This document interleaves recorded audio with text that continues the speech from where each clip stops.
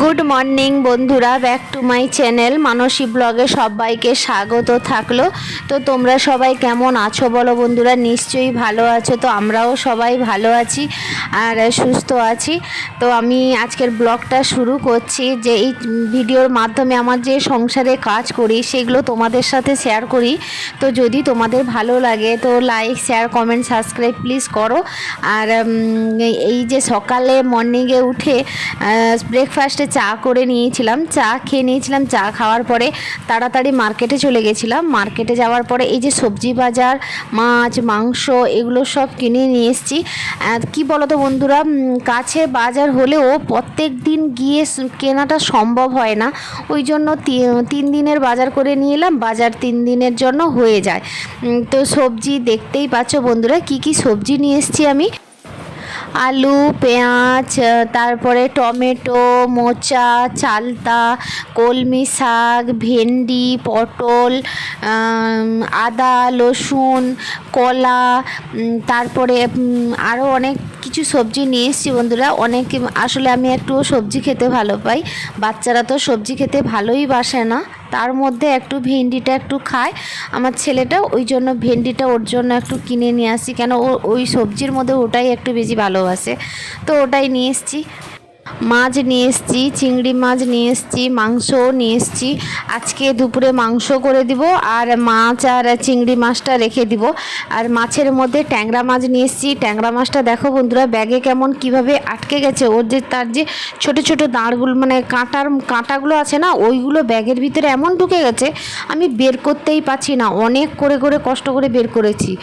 তো দেখতেই পাচ্ছ বন্ধুরা যে কিভাবে ও ব্যাগের মধ্যে একদম যেভাবে কাঁটাটা পুড়ে গেছে, ওটা আমি বের করতেই পারছি না।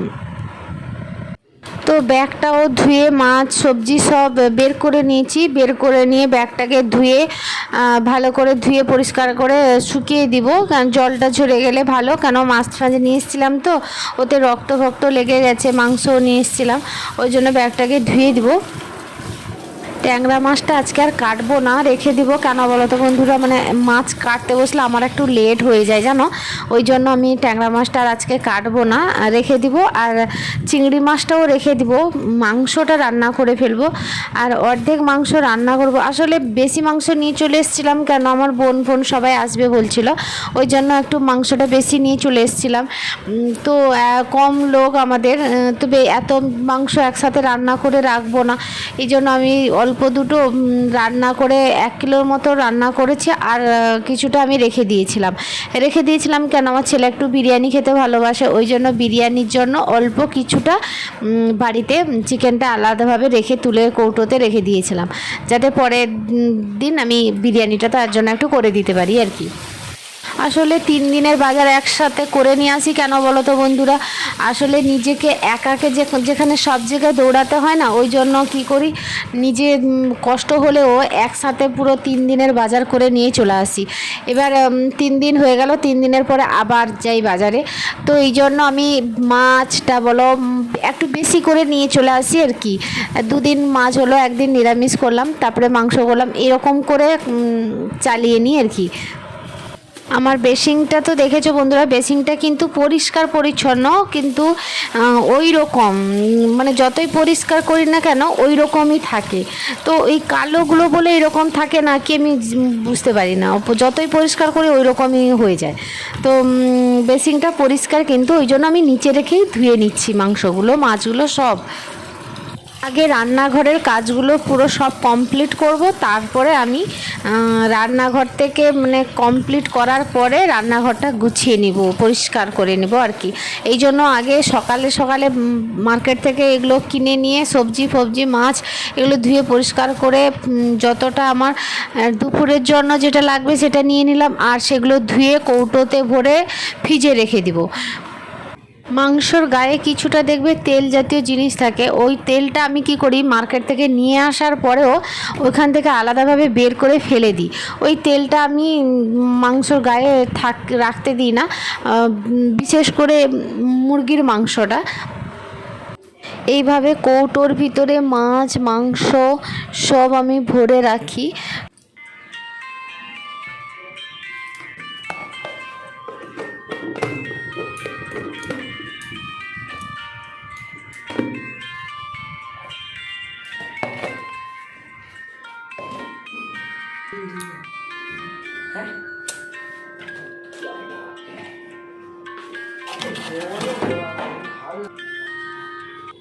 এগুলো সব ফ্রিজে রেখে দিলাম। ফ্রিজে রেখে দেওয়ার পরে আমি সবজিটা কাটতে বসে যাব। সবজিটা আগে কেটে নিব।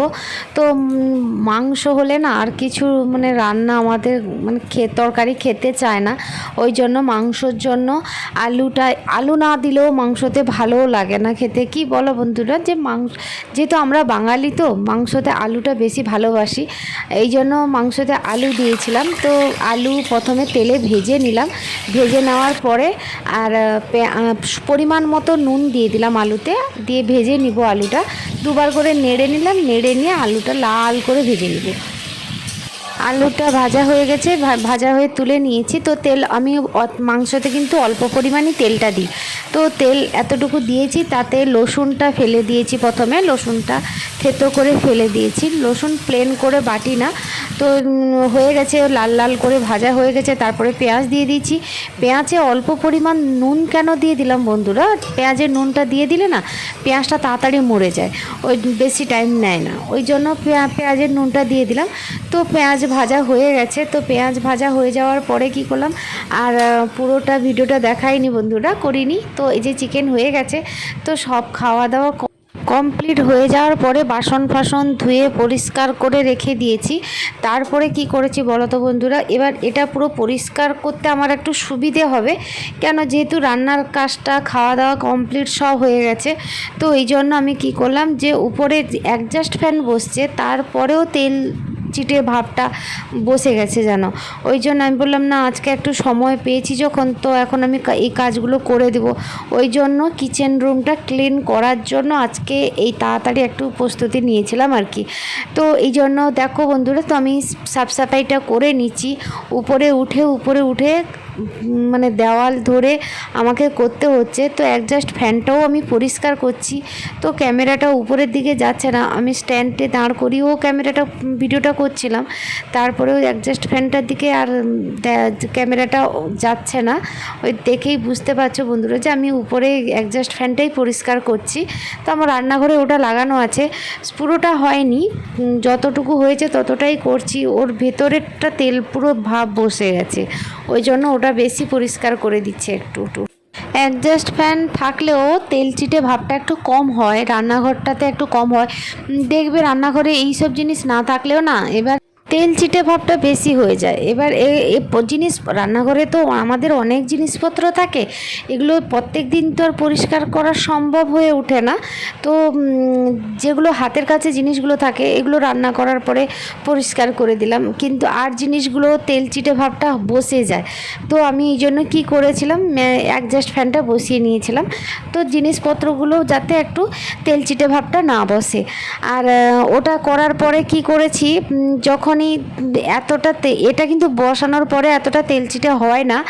আর সেই রান্নার যে তেলের ভাবটা যে তারা মানে অ্যাডজাস্ট ফ্যানটা যে টেনে নেয়, ওইখানে যতটা দেখবে তেলের ভাবটা বেশি থাকে।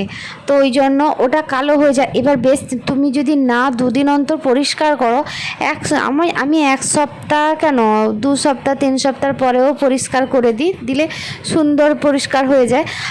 আর বেশি দিন যদি তেল চিটে থেকে যায় না, তখন কিন্তু পরিষ্কার করতে খুবই কষ্ট হবে।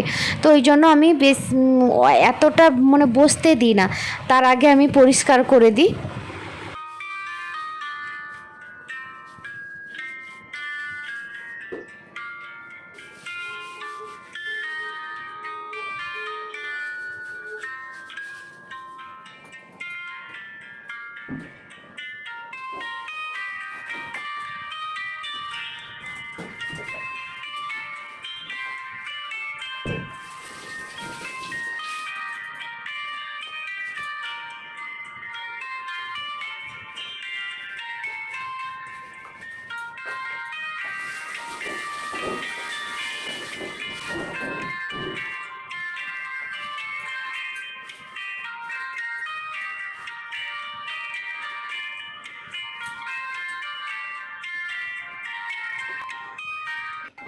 তো এগুলো সাফ সাফাই করার পরে মশলা ঝুড়িটাও পরিষ্কার করে দিব, যেহেতু ওগুলো পরিষ্কার করেছিলাম সাবানের এই জল বলো এটা একটু একটু করে ছিটকেছে তো পড়েছে, ওই জন্য আমি মশলা কৌটোটা ধুয়ে পরিষ্কার করে রেখে দিব।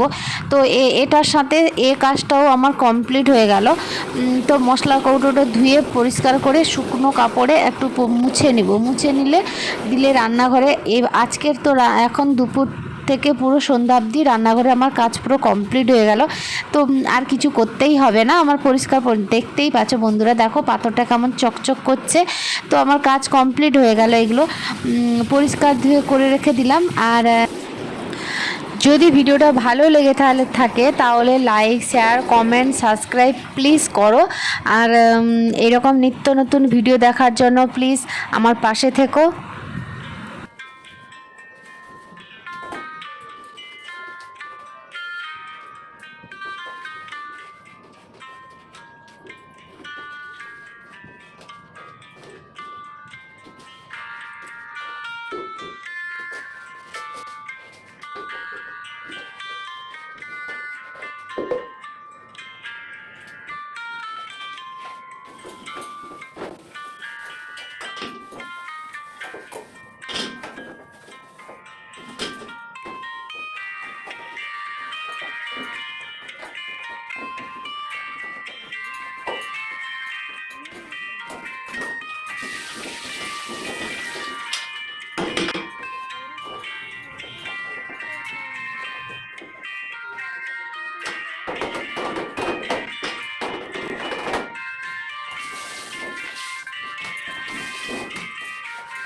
আজকের মতো এতটুকু ব্লগ ছিল বন্ধুরা, তোমরা সবাই ভালো থাকো, টাটা, সুস্থ থাকো।